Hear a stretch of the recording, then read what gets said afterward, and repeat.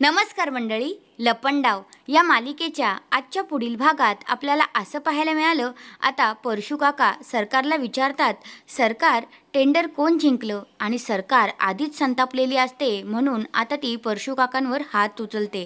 तेवढ्यातच आता वाजत गाजत सखी आणि काना घरात आलेले असतात आणि खूपच चाळीतली माणसांसोबत वाजत गाजत आलेली असतात.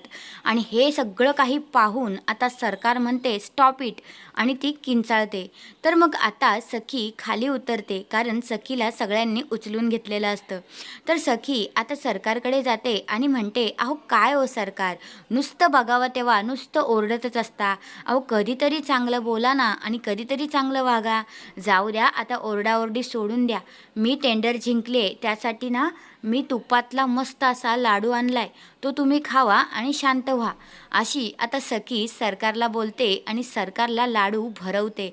आणि सरकार तर खूपच चिडलेली असते, तो लाडू तिचा फेकून देते. तर मग आता सखीसुद्धा सरकारकडे पाहतच बसते, कारण सरकार तो पूर्ण संतापलेली असते आणि सखी तिला अजून त्रास देत असते. तर हा आहे आजचा पुढील भाग.